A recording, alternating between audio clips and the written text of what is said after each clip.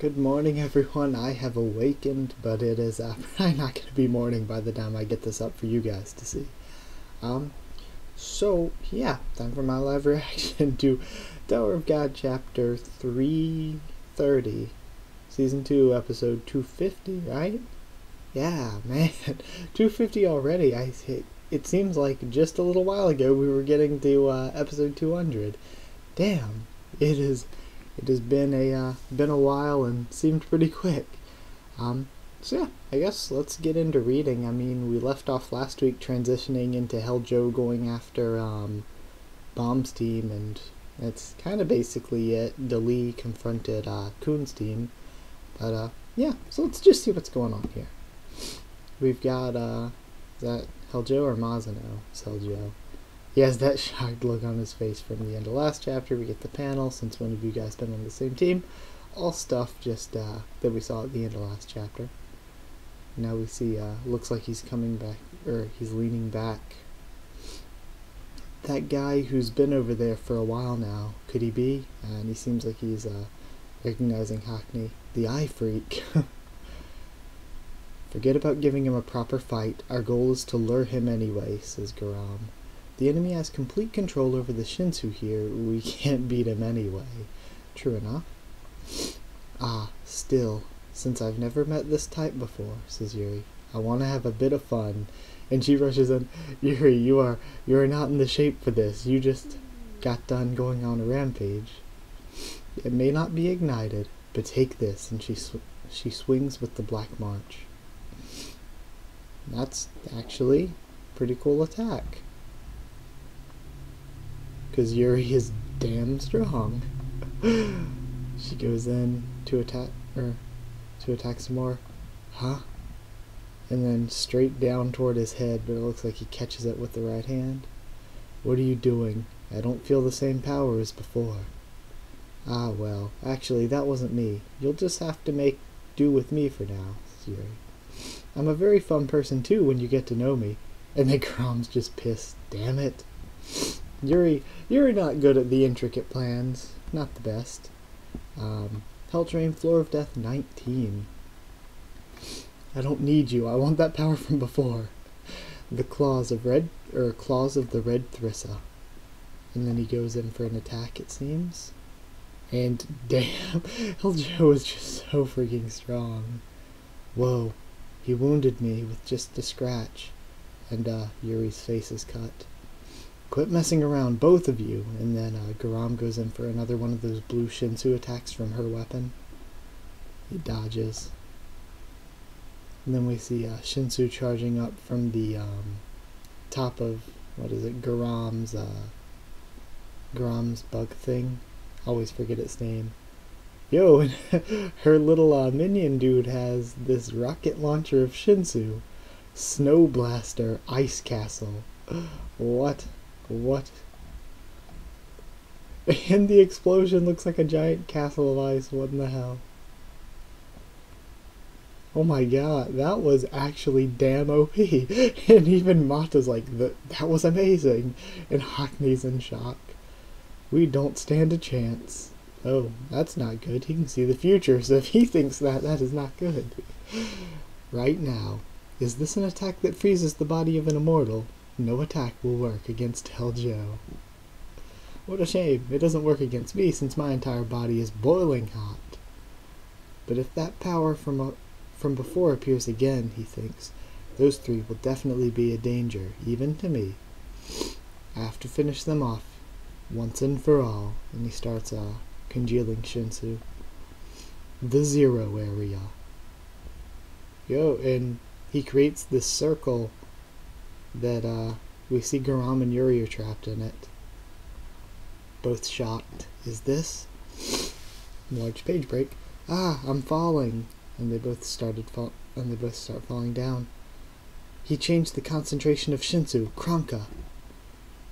And then the eye bug starts swooping in again. And Garam lands on the one that Evan and, is that Kronka or Mata on? I can't tell. I think it's just Kronka, because the one that Mata's on should be the little eye, and Yuri probably lands on that. Yeah. That guy, does he really have complete control over the Shinsu here? I can understand having control over a place like the Hole, but I can't believe that he can manipulate Shinsu like that. He's just like the administrator. Man. Mini Administrator Heljo. Who is that punk? And Bomb is still just standing around. How was he able to use Shinsu? Wait a minute, that kid. Is that red thing on his back a thorn fragment? Perfect. Heljo took the bait. Thinks Crom's face here. When he finds out that Viol has a thorn fragment, Heljo will try to go after Viol and try to catch him at all costs. What? You want to use Bomb as bait? We're going into a flashback of them making the plan, presumptively, if that's a word. That's right. Right now, that's the best way to get him to stop chasing us and get to that place. What do you mean? Says Yuri. Viol, you said you can kill the immortal inhabitants of this place, right? Yes. There's a good chance that that's because of the power of the thorn. I think that the power of the thorn that Viol has was also responsible for making Hackney's eyes able to see further into the future than normal. That makes sense. Perhaps Henryu gave those eyes to Deja in order to lead us to the future that we need to reach. And with the thorn, he'll be able to control Shinsu in the Heljo's area. Heljo will recognize the presence of the thorn fragment if he sees you using Shinsu within his own territory. We're going to use that to our advantage to lure him. So Garam had all of this planned out already. Hackney and planned it very quickly, I might add. Hackney definitely said that me, the guide, and Kronka will encounter that something in that hole in the future. We have to go after it. We'll head over to the hole while Heljo chases you after realizing that you have a thorn fragment. It's a dangerous job, but you're the only one that can do it. Will you do it? Wait, this is way too dangerous, says Yuri. It's okay, Yuri. I'll do it. This is also my test. So leave it to me. Let's go. And he starts running away, and we have Mata's eye bug following him. You little punks, where do you think you're going? And does he have a tail now? Yeah, he does. Heljo has a tail now. I won't let you get away. And he starts chasing after them. So he's becoming more and more monster-like. No, he's coming after us, says Mata. Sanchez, they're hiding up above. You guys get over here too, he says through the lighthouse. Well, I mean, it's either him saying to them through the lighthouse or it's just Charlotte making calls. Yes, Master Heljo. Okay, it was them. It was him calling them. Sanchez, there's no need to do that. Just leave them to Master Joe, says Charlotte. You could really get killed if you were to make a mistake around that guy. This whole thing started because of that announcement that Joe made anyway. That's enough, Charlotte. Sanchez, he may have gotten a bit strange at the moment, but since accepting power from Joe, I've continued to have faith in the fact that he is truly qualified to be our leader. Interesting. So, showing us, I mean, one, humanizing the enemy characters a bit more, which is good. But also, in addition to that, it, I don't know, it's showing the other side of things, that there are people that think Heljo can truly save them and help them escape and all that. Stop right there, all of you. Why do you have that thorn fragment? He's catching up to us. And then, Hackney sees the future again. Mata, the enemy. We must drop down as far. And it looks like Sanchez charging up a blast in front of them. Now descend. And then they dodge under the attack. Ah! And Heljo gets scorched by Sanchez's attack. Master Joe, are you alright? That panel of Sanchez. Master Joe, are you alright? Thanks. And they rush past. Those bloody idiots are really getting on my nerves. And his power flares up even more. It looks like he's becoming even more monstrous. Heljo, blood flood. What in the hell? The hole is being filled with blood. We must escape. Holy shit. We made it. This is the place that Hackney saw in the future. You bastards, you won't escape this time. Heljo. Damn it. Heljo followed us here. What now? It's time for me to step in and deal with this, says Yuri. Yuri? She kicks off her shoes. No, Yuri, you can't even use Shinsu. So what? I can overcome that. With attitude. Oh my gosh. And yeah, she leaps off of the eye bug up into the air, flying towards him. She went flying. But she hasn't even had a Shinsu upgrade. Impressive, thinks Helljo. Such monstrous physical abilities. And then, bam, she gets these panels CU's given us this week. Wham, and she just gets blasted from the side out of the sky. Yuri. Haha, finally hit her. It's Sanchez. Sanchez finally did something. Again, this cartoony panel of Bomb catching Yuri. Whoosh, tap. Hee. Looks like you made one last desperate attempt to struggle, but you failed. Well, there's no chance of you guys beating me here anyway. I love how Helljo and his subordinates are like, they're these serious, like, really powerful bad guys, possibly the most powerful bad guys we've seen yet. And yet at the same time, they're just, like, really comedic and funny. I love the personality that CU added into it. I don't know how you got a hold of that thorn, but it must have something to do with that eye freak being with you. I'll take my time asking you about all of this after making you surrender to me. Now, shall we put an end to this boring game of hide-and-seek?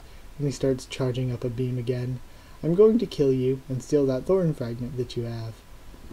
So wait, he's like, I can ask you later, and then he's like, I'm going to kill you. But those two things contradict each other. Either way, let's just move along. Please, hurry, Garam, he thinks.